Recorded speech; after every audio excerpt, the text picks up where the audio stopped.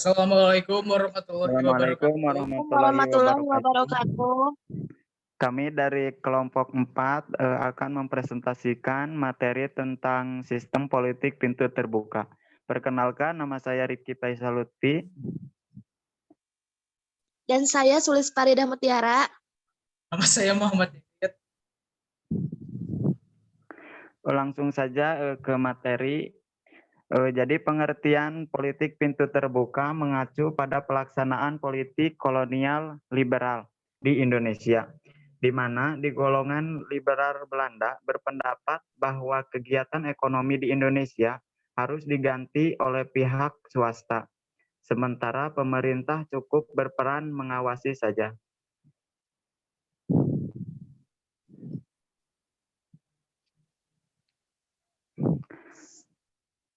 Latar belakang adanya sistem politik pintu terbuka.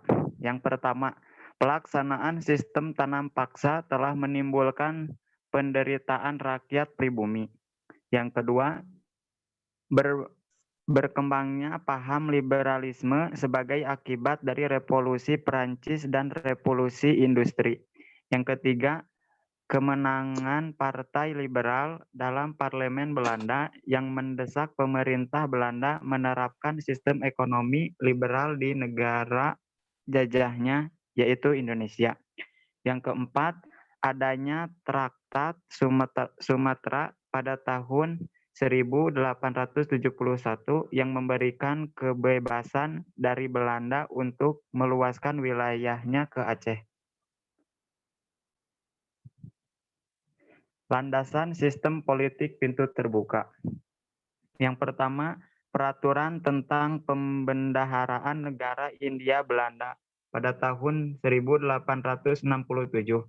Yang kedua, UU Agraria pada tahun 1870. Yang ketiga, Undang-Undang Gula atau Suikerwet. Yang keempat, Ageris Biskuit yang mengatur lebih rinci tentang agraria. Peraturan tentang pembendaharaan negara Hindia Belanda berisi tentang pembendaharaan negara Hindia Belanda yang menyebut bahwa dalam menentukan anggaran Belanda Hindia, Belanda harus ditetapkan dengan undang-undang yang disetujui oleh Parlemen Belanda.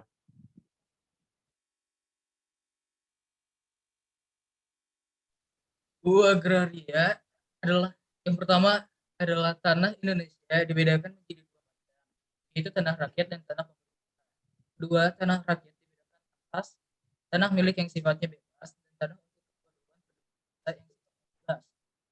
Yang ketiga, tanah pemerintah adalah tanah yang bukan milik rakyat yang dapat dijual atau disewakan untuk dijadikan perkebunan. Pasal 1, Gubernur Jenderal tidak boleh menjual tanah. Pasal kedua, Gubernur Jenderal boleh menyewakan tanah menurut peraturan undang-undang. Pasal ketiga, dengan peraturan undang-undang akan diberikan tanah-tanah dengan baik hak, yaitu hak penguasaan untuk dapat menyewa tanah dari gubernmen paling lama 35 tahun dan seterusnya. Gula, perusahaan-perusahaan gula milik pemerintah akan dihapus secara bertahap. Pada tahun 1891, semua perusahaan gula milik pemerintah harus sudah diambil alih oleh swasta. Sewa hanya dapat dilakukan antara 1 sampai 2 tahun. Uang sewa sebesar hasil dari 1 kali panen petani kalau tanah itu dikerjakan oleh petani. Investor asing wajib mengadakan perjanjian langsung atau kontrak dengan petani. Ditetapkan oleh Raja Belanda dengan mengatur hal-hal yang lebih rinci, khususnya tentang hak kepemilikan tanah dan jenis-jenis hak penyewaan tanah oleh pihak swasta. Perkembangan perdagangan, kaum liberal Eropa mulai menanam modalnya di Indonesia sehingga perkebunan swasta muncul di Indonesia. Usaha-usaha perkebunan swasta ini mengalami perkembangan yang sangat pesat antara tahun 1870 sampai 1885. Ditunjang dengan adanya pemakaian mesin-mesin pengolahan yang modern serta pembukaan Turus Suez pada tahun 1869, maaf. Untuk melancarkan perkembangan produksi tanaman ekspor tersebut, maka pemerintah Hindia Belanda membangun sarana-sarana penunjang seperti waduk, saluran irigasi, jalan raya, jalan kereta api, dan dermaga pelabuhan dengan sistem kerja rodi. Setelah tahun 1885, harga gula dan kopi jatuh, sedangkan di Sumatera perkebunan mengalami kesulitan dalam hal tenaga kerja. Pemerintah Belanda mengeluarkan undang-undang Coilly-Ordonti karena perlakuan pengawasan terhadap buruh sangat kasar. Maka banyak buruh yang melarikan diri dari perkebunan. Untuk pekerja-pekerja perkebunan yang melanggar ketentuan-ketentuan kontrak kerja akan dikenai Penelsentai atau apa? Maaf, tidak bisa menyebutnya. Ketentuan Penelsentai adalah pekerja yang melarikan diri dari perkebunan Sumatera Timur dapat ditangkap oleh polisi dan dibawa kembali ke perkebunan dengan kekerasan jika mereka mengadakan perlawanan.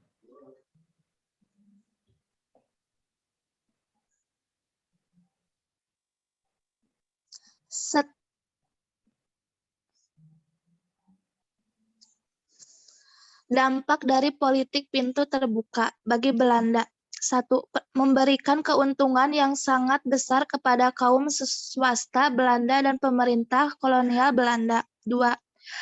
Hasil-hasil produksi perkebunan dan pertambangan mengalir ke negeri Belanda. 3. Negeri Belanda menjadi pusat perdagangan hasil dari tanah jajahan.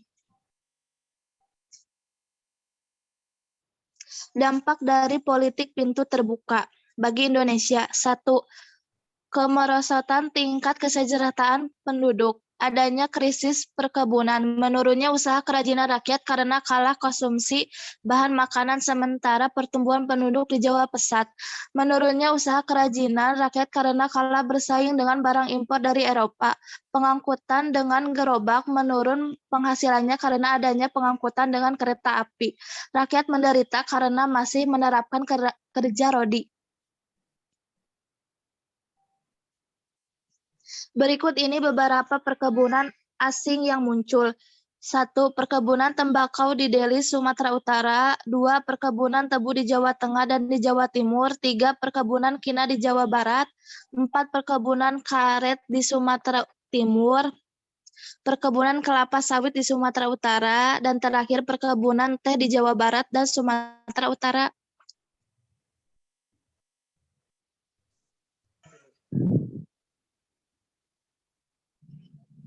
Mungkin itu saja yang dapat kami sampaikan. Mohon maaf bila ada kekurangan atau kesalahan dari kami. Sekian dan terima kasih.